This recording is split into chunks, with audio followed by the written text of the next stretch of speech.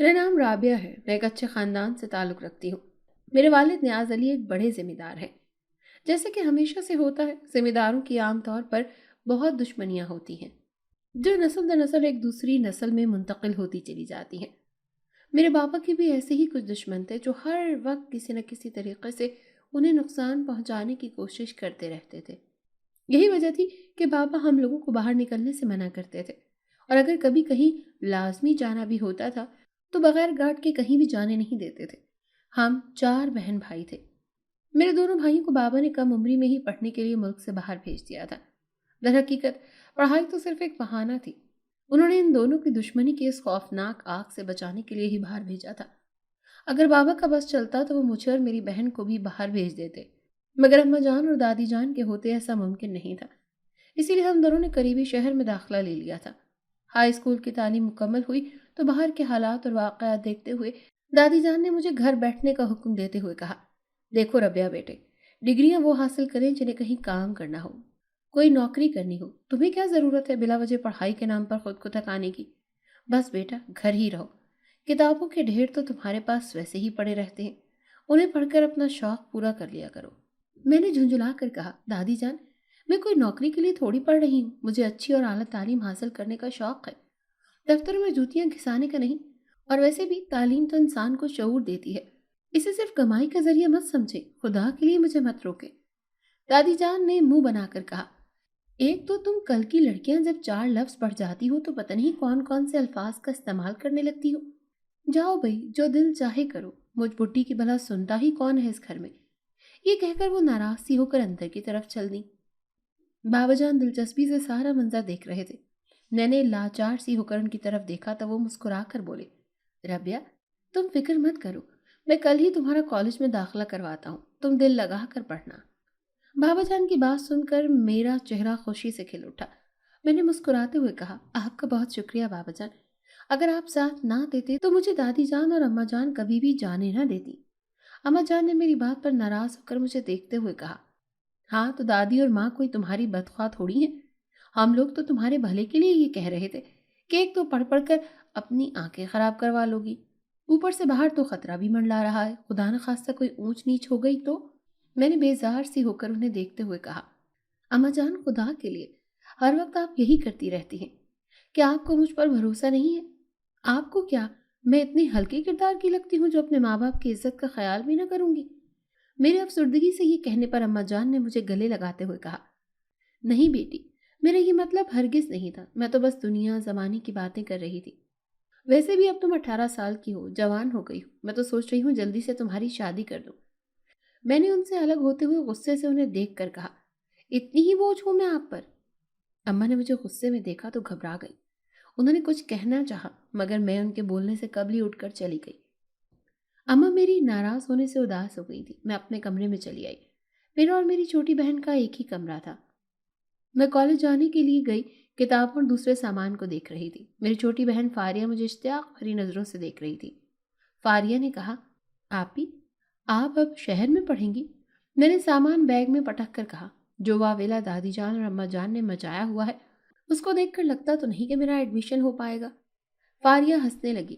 میں نے اسے گھور کر دیکھا تو قدرے سنجیدہ ہو کر اس نے کہا، آپی آپ ان کی باتوں پر دھیان نہ دیں، ایڈمیشن تو بابا جان نے کروانا ہے نا، وہ تو آپ کا بھرپور ساتھ دے رہے ہیں، پھر ٹینشن کس بات کی؟ فاریہ کی بات درست تھی، اسی لیے میں نے بھی سر ہلا دیا۔ اگلے چند دن میں میرا ایڈمیشن ہو گیا۔ اب جانے آنے کا مسئلہ تھا۔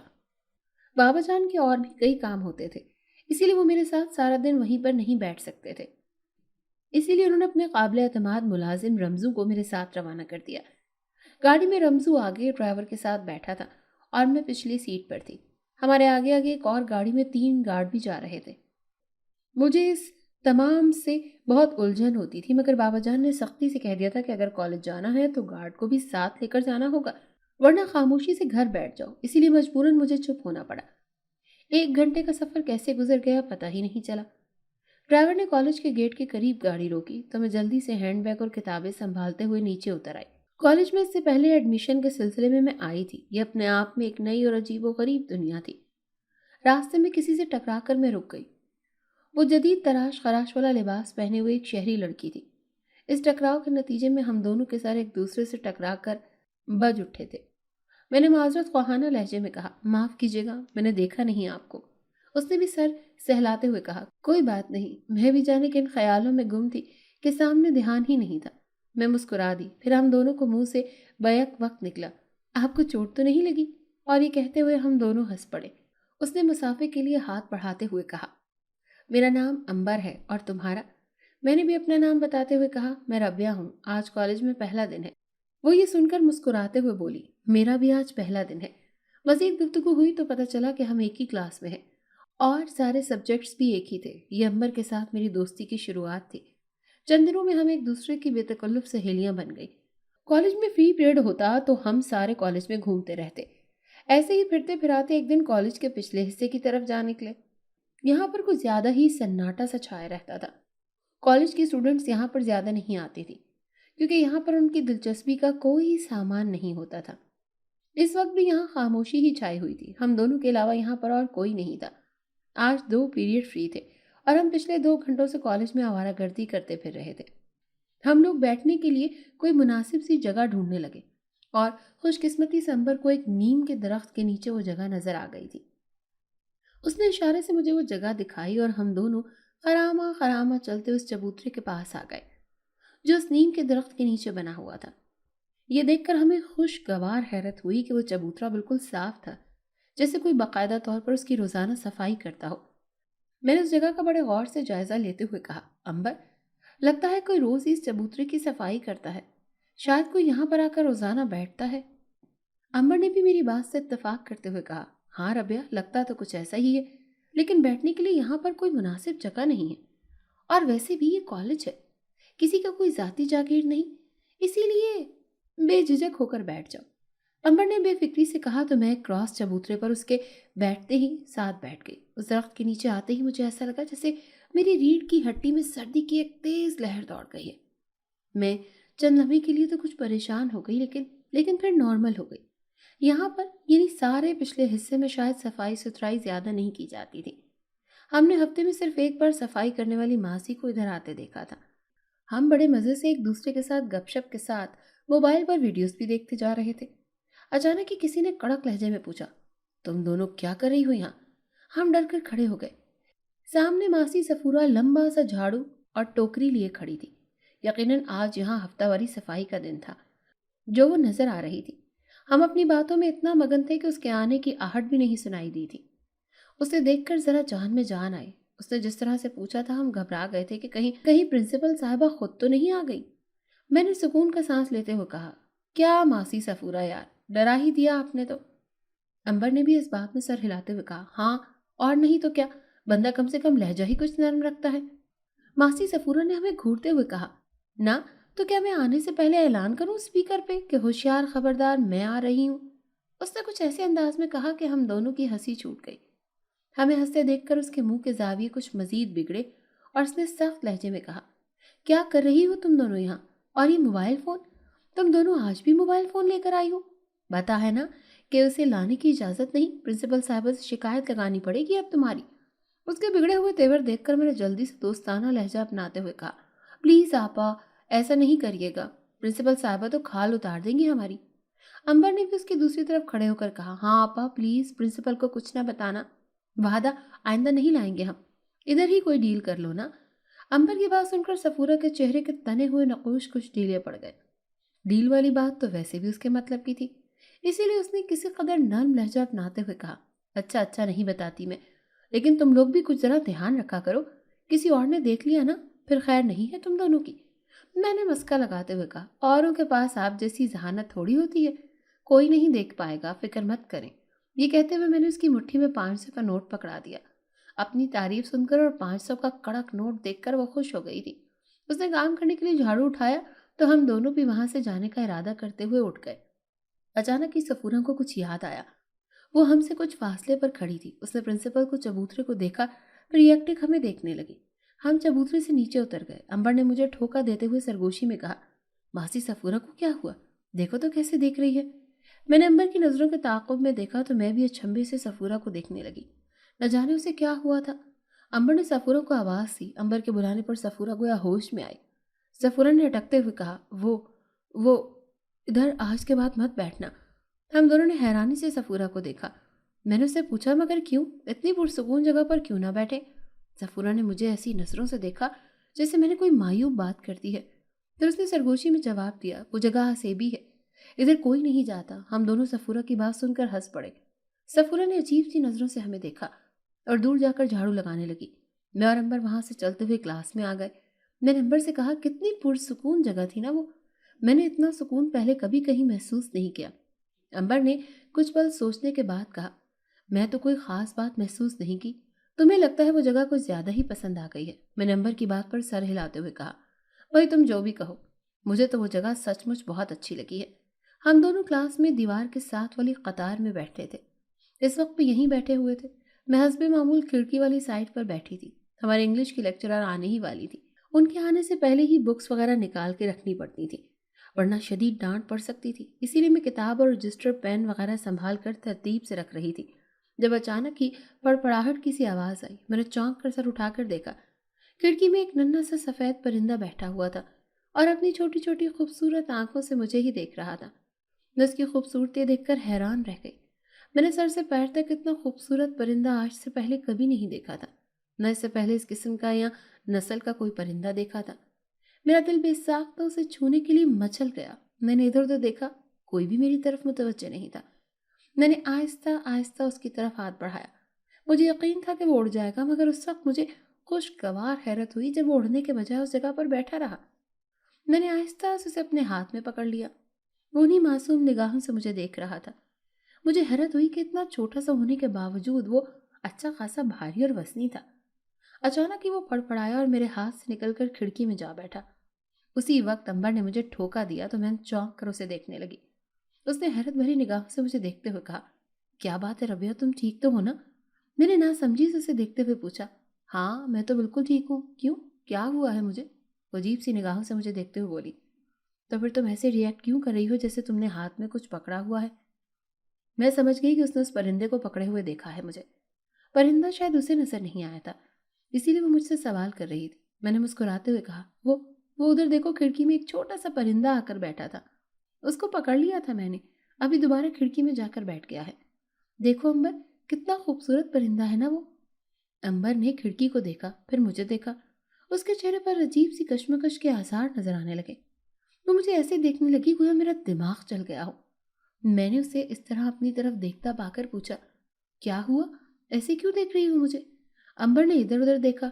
सभी लड़कियां अपनी अपनी बातों में मगन थी। अंबर ने मेरे करीब होकर धीमी आवाज में कहा, रबिया, खिड़की में कोई ऐसा परिंदा नहीं है, तुम्हें शायद वहम हुआ है। मैंने शिद्दत से नफी में सर हिलाते हुए कहा, नहीं अंबर, मुझे कोई वहम नहीं हुआ। यहाँ सामने ही तो वो बैठा हुआ है, ये देखो।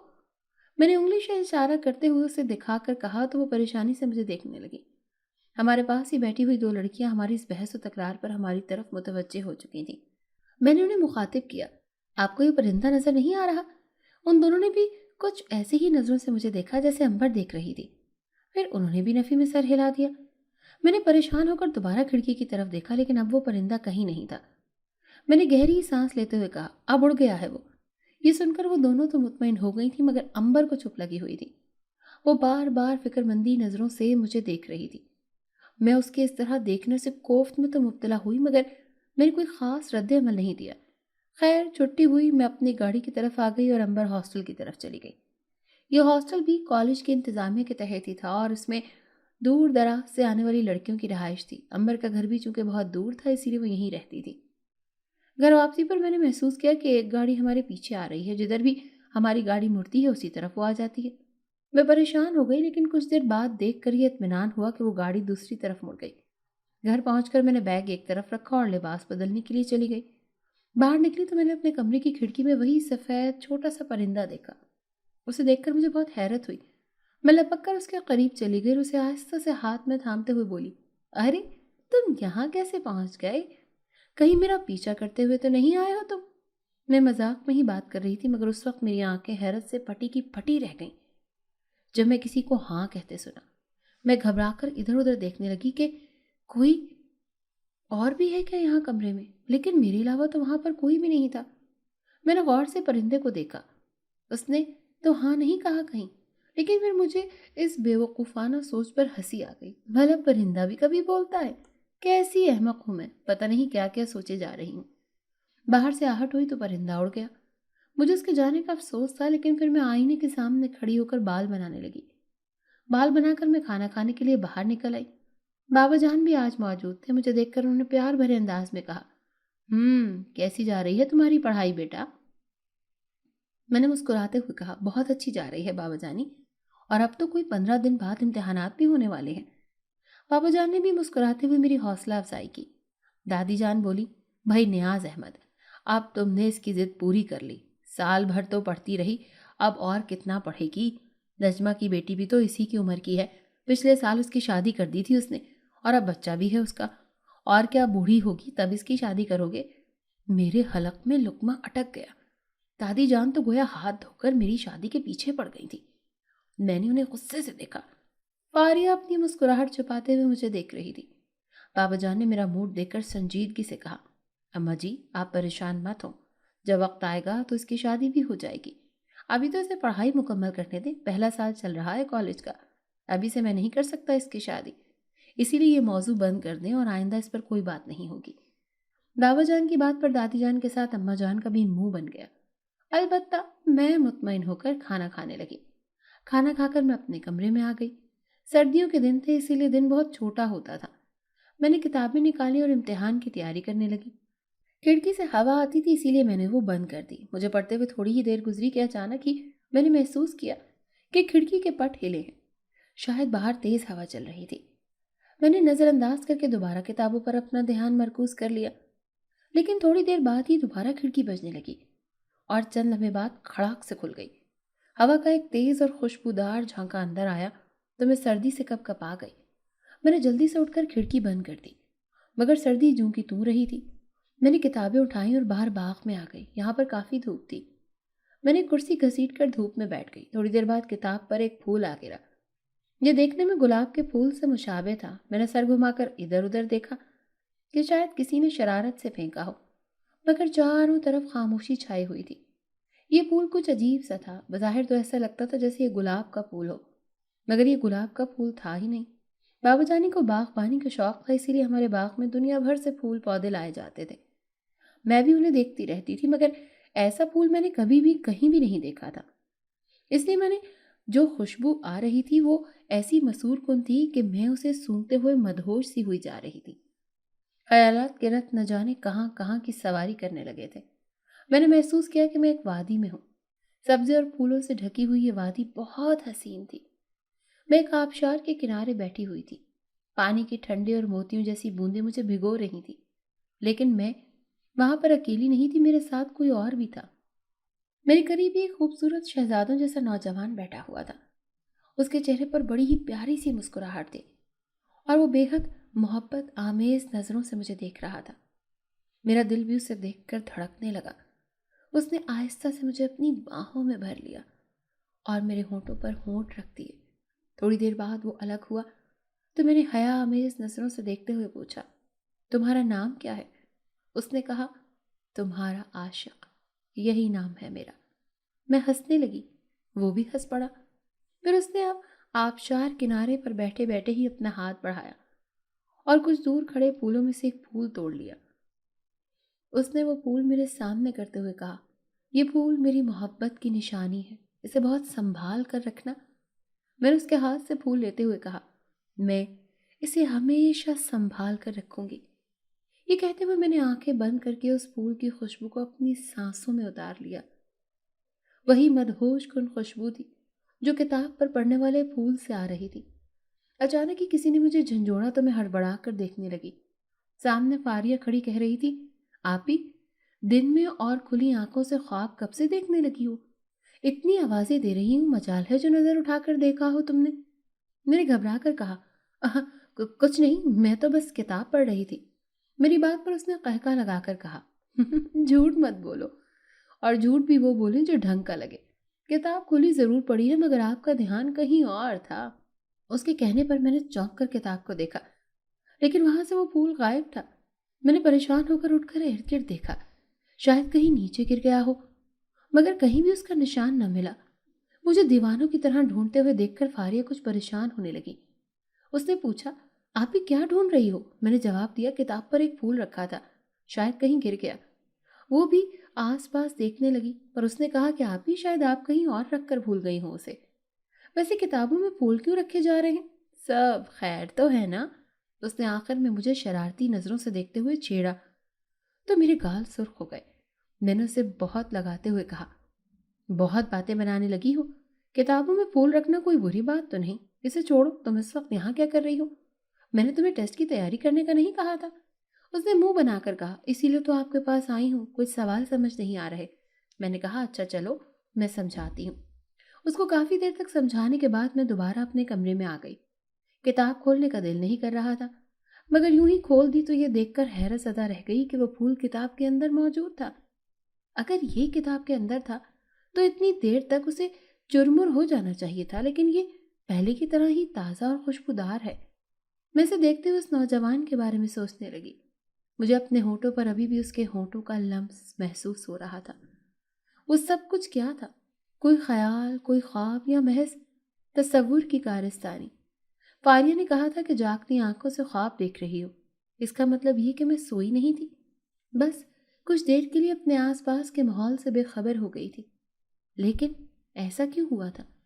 میں نے یاد کرنے کی کوشش کی تو یاد آ گیا کہ ایسا تب ہوا تھا جب میں نے وہ پھول سونگا تھا، لیکن وہ نوجوان کون تھا اور اس نے ایسا کیوں کہا تھا کہ میری محبت کی نشانی کو سنبھال کر رکھنا؟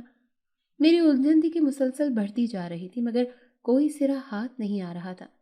اگلے دن میں حسب معمول کالج جانے کے لیے تیار ہو کر باہر نکلی تو اس پھول کو بھی اپنے ساتھ ہی لے کر بیگ میں رکھ لیا۔ امبر سے میری دوستی بہت گہری تھی اور میں نے سوچا کہ اس بارے میں اسے بتاؤں گی، شاید وہی کچھ سمجھا دے۔ کالج میں امبر حسب معمول ایسی ہی گرم جوشی سے ملی جیسے ہمیشہ ملتی ہے، لیکن میں نے محسوس کیا کہ وہ بھی کچھ الجھی سی تھی۔ ابھی کلاسز تھیں، اسی لیے زیادہ بات چیت کرنے کا موقع نہیں مل سکا۔ کوئی 12 بجے ایک پیریڈ فری ملا تو میں اسے لے کر اسی جگہ آ گئی جہاں پر کل ہم لوگ بیٹھی ہوئی تھی، لیکن امبر نے پتہ نہیں کیوں آج اس نیم کے درخت کے نیچے بیٹھنے سے انکار کر دیا۔ اس نے کہا، ربیہ، اس درخت کے نیچے نہیں بیٹھیں گے ہم آج، بلکہ میری مانو تو یہاں سے کہیں اور چلو۔ میں نے اسے حیرت زدہ ہو کر دیکھا۔ آخر ایسا کیا ہوا ہے جو یہ ایسے کہہ رہی ہے؟ میں نے پوچھا، کیوں؟ تو کہتی ہے، تم نے سفوروں کی بات نہیں سنی تھی؟ اس نے کہا تھا یہ جگہ آسیبی ہے۔ میں اس کی بات پر غور کرنے لگی، پھر کچھ سوچتے ہوئے میں نے اسے کل پیش آنے والا سارا واقعہ بتا دیا۔ وہ سن کر کافی حیران ہوئی اور ڈری ڈری سی نظر آنے لگی۔ اس نے کہا، ربیہ، یہ جو کچھ بھی ہوا ہے نا، مجھے تو 100% یقین ہے کہ یہ سب کچھ اسی وجہ سے ہوا ہے۔ وہ جگہ سچ مچ آسیبی ہے۔ اس کی بات پر میں پریشان ہو گئی تھی۔ واقعی جو کچھ ہو رہا تھا اس کی کوئی لاجک، کوئی منطق تو سمجھ نہیں آ رہی تھی۔ ہم دونوں وہاں سے چلی آئیں، لیکن بار بار میرا دل چاہ رہا تھا کہ میں اسی جگہ جا کر بیٹھوں، لیکن ایک تو امبر ساتھ تھی اور دوسرا اب مجھے بھی تھوڑا تھوڑا ڈر لگ رہا تھا۔ اسی لیے میں امبر کے ساتھ کلاس کی طرف چلی گئی۔ وہ 2 دن بڑی مشکل سے گزرا۔ جیسے ہی چھٹی ہوئی میں نے امبر کو الوداع کہا اور وہاں سے چل پڑی۔ گاڑی میں بیٹھے ہی ڈرائیور نے گاڑی آگے بڑھا دی۔ میں اپنی سوچوں میں کھوئی ہوئی تھی کہ اچانک گاڑی کے ڈرائیور نے ایک جھٹکے سے بریک ماری تو میں اگلی سیٹ سے جا ٹکرائی۔ سر سہلاتے ہوئے میں نے غصے سے پوچھا، کیا ہوا ہے؟ گاڑی کیوں روک دی؟ ڈرائیور کے برابر بیٹھے رمزو نے کہا، بی بی جی، سامنے کوئی گاڑی کھڑی ہے، شاید کوئی حادثہ ہوا ہے۔ میں نے ایک ونڈ سکرین کے پار دیکھا، ایک ڈاٹسن آڑی ترچھی روڈ پر کھڑی تھی۔ گارڈز والی گاڑی پیچھے تھی۔ وہ لوگ بھی نیچے اتر آئے۔ اس گاڑی سے بھی رمزو اور ڈرائیور نیچے اترے، لیکن اسی وقت جو ہوا میرے تصور میں نہیں تھا۔ اس روڈ کے اطراف گھنی جھاڑیاں تھیں اور جیسے ہی دونوں گاڑیوں کے سوار نیچے اترے، دونوں طرف کی جھاڑیوں سے تڑا تڑ گولیاں برسائی جانے لگیں۔ چند لمحوں کے اندر اندر سارے گارڈز خون میں لت پت ہو کر زمین پر پڑے تڑپ رہے تھے۔ رمزو بھی شدید زخمی ہو گیا تھا، مگر اس نے پھر بھی قریب آ کر رمزو کو گولی مار دی۔ وہ تڑپ کر ساکت ہو گیا۔ بڑی مونچھوں والے نے پچھلی نشست کا دروازہ کھولا اور مجھے گھسیٹ کر باہر نکال دیا۔ میں اس طرح کھینچنے پر ہوش میں آ گئی اور چیخنے چلانے لگی، چھوڑ دو مجھے، کون ہو تم لوگ، چھوڑو۔ وہ سب قہقہے لگانے لگے۔ ان میں سے ایک نے کہا، اب آئے گا مزہ، نیاز احمد کی شیرگ ہمارے ہاتھ میں آ گئی ہے۔ مجھے گھسیٹ کر انہوں نے اپنی گاڑی میں بٹھا لیا۔ میں روتے ہوئے ان سے چھوڑ دینے کے لیے کہہ رہی تھی۔ مجھے پچھلی سیٹ پر دھکیل کر ان میں سے ایک میرے ساتھ بیٹھ گیا۔ ان سب کی باتوں میں ہی نہیں، نظروں میں بھی بے انتہا گندگی تھی۔ میرے ساتھ بیٹھا وہ شخص مجھے دبوچ کر بیٹھا تھا۔ اس کے عزائم میرے بارے میں یقیناً نیک نہیں تھے۔ اس نے میرا دوپٹہ کھینچ لیا۔ اس سے پہلے کہ میرے لباس تک پہنچتا اچانک ہی اس کا ہاتھ رک گیا اور اس کے ساتھ ہی گاڑی بھی ایک جھٹکے سے رک گئی۔ وہ 2 گاڑیوں میں آئے تھے، دوسری گاڑی آگے جا چکی تھی۔ میرے ساتھ بیٹھا ہوا شخص اپنے ہاتھ کو جھٹکنے لگا تو اگلی سیٹ پر بیٹھے ہوئے شخص نے اسے حیرت سے دیکھتے ہوئے کہا، کیا ہوا بھائی جی؟ بھائی جی نامی اس شخص کراتے ہوئے بولا، پتہ نہیں، ایسا لگ رہا ہے جیسے اچانک بجلی کا جھٹکا لگا ہے۔ ڈرائیور بار بار گاڑی سٹارٹ کرنے کی کوشش کر رہا تھا مگر انجن بند ہو چکا تھا۔ بھائی جی نام کے اس شخص کا ہاتھ چند لمحوں بعد ٹھیک ہو گیا تو اس کی شیطانیت پھر اود آئی۔ اس نے دوبارہ میری طرف ہاتھ بڑھایا تو اس بار کو وہ ہوا جو اس نے کبھی تصور بھی نہیں کیا ہوگا۔ ایک جھٹکے سے اس کا ہاتھ کوہنی سے الگ ہو کر گر پڑا۔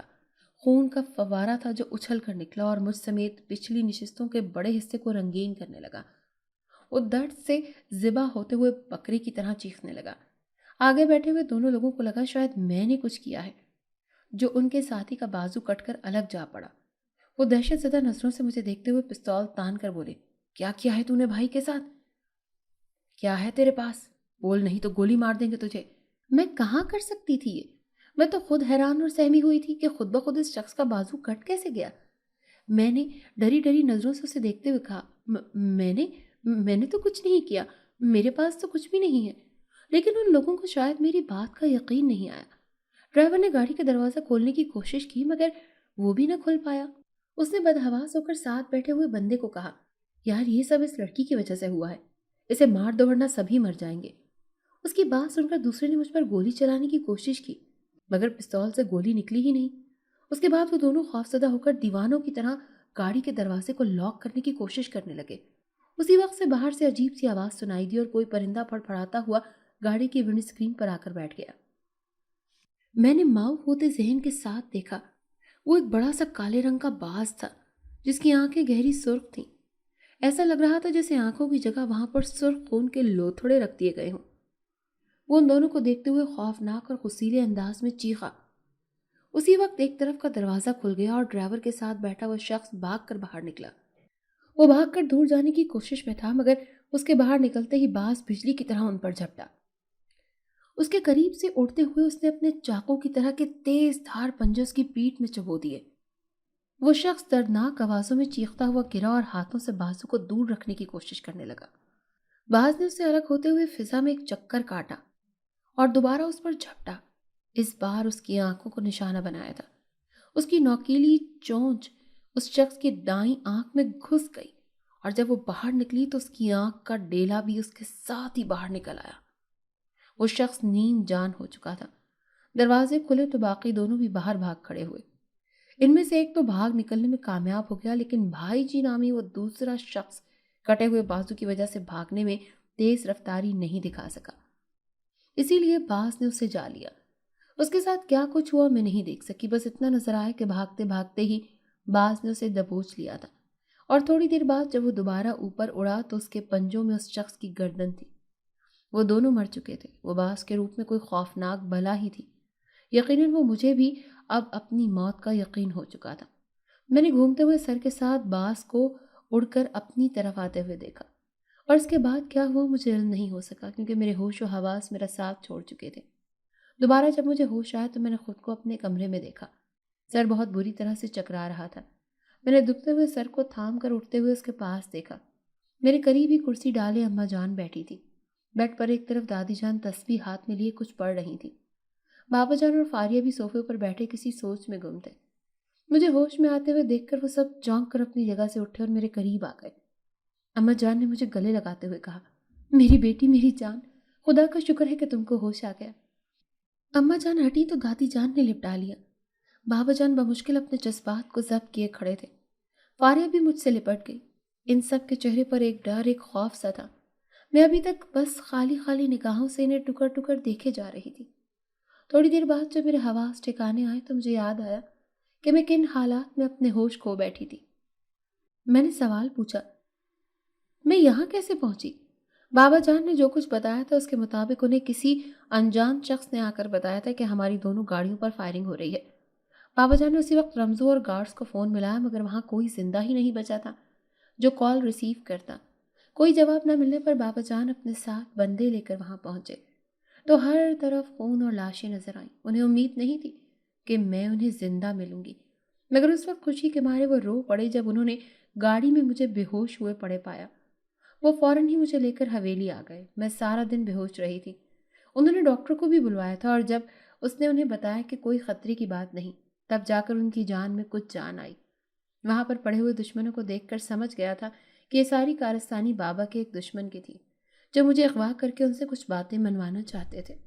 बाबा जान ने ये सारी बातें बताने के बाद सवालिया नजरों से मुझे देखकर पूछा, मैंने आखिर वहां ऐसा क्या देखा जो बेहोश हो गई थी? क्योंकि दुश्मनों के लोगों के जिस्मों की हालत तो बहुत बुरी थी। उनके जिस्म पर एक भी गोली का जख्म नहीं था और ऐसे लगता था गोया उन्हें चीर फाड़ कर खत्म किया गया हो। सभी की सवालिया नजरें मुझ पर जमी हुई थी। मैंने गहरी सांस लेते हुए बास के आने और उन लोगों के मरने का सारा किस्सा बयान कर दिया। उन्हें यकीन ही नहीं आ रहा था, मगर ये एक हकीकत थी। थोड़ी देर तक बातें करने के बाद सब एक एक करके बाहर जाने लगे। मैं दोबारा लेट गई। एक सवाल मेरे जहन को उलझा रहा था कि आखिर उस बास ने मुझ पर हमला क्यों नहीं किया, मुझे क्यों बख्श दिया उसने। तब मेरी नज़र अपने बैग पर पड़ी। किसी लाशऊरी एहसास के तहत मैंने बैग को खोला और अंदर वही मुअत्तर फूल था। मैंने उसे नाक के करीब लाकर एक गहरी सांस ली। मुख पर से मदहोशी छाने लगी। मैंने खुद को उसी कमरे में बैठे पाया, मगर कुछ था जो बदला हुआ था। मेरे सामने वही खूबसूरत नौजवान बैठा था और उसकी मुस्कुराती निगाहें मुझे देख रही थी। दिल तो मेरा भी अब उसे धड़कने लगा था, मगर मैंने उससे सवाल पूछना ज्यादा जरूरी समझते हुए कहा, तुम कौन हो और इस तरह क्यों आ जाते हो मेरे सामने? मेरा सवाल सुनकर वो मुस्कुराया और बोला, मैं अगर सच बता दूं तो तुम डरोगी तो नहीं? मैंने कहा, नहीं डरूंगी, बताओ मुझे कौन हो तुम? उसने कहा, मेरा नाम अबसाम है और मैं एक जिनजादा हूँ। पहली बार तुम्हें देखते ही मैं तुम्हारी मोहब्बत में गिरफ्तार हो गया था, इसीलिए हर जगह तुम्हारे साथ रहना चाहता हूँ। मैंने आंखें फाड़ फाड़ कर उसे देखा। कहीं मेरा वहम तो नहीं, या मैं कहीं कोई ख्वाब तो नहीं देख रही? इस बात का यकीन करने के लिए मैंने खुद को चुटकी काट कर देखा, और तभी मैंने ये जाना कि ये कोई वहम या ख्वाब नहीं बल्कि एक जिंदा हकीकत है। जिनजादे अब साम मेरे सामने बैठा हुआ था। मुझे ये जानकर पसीना आने लगा कि मैं एक जिन की महबूबा बन चुकी हूँ। मेरे डर को भांपते हुए उसने कहा कि रबिया, मैं जानता हूँ कि तुम मुझसे डर रही हो, और तुम्हारा डरना भी बिल्कुल वजह है कि जन्नात की तरफ से इंसानों को ज़्यादातर तकलीफ़ें ही मिली हैं। लेकिन मुझसे तुम्हें बिल्कुल भी डरना नहीं चाहिए। मैं तुमसे मोहब्बत करता हूँ, तुम्हारे साथ शादी करके एक जायज़ ताल्लुक़ बनाना चाहता हूँ।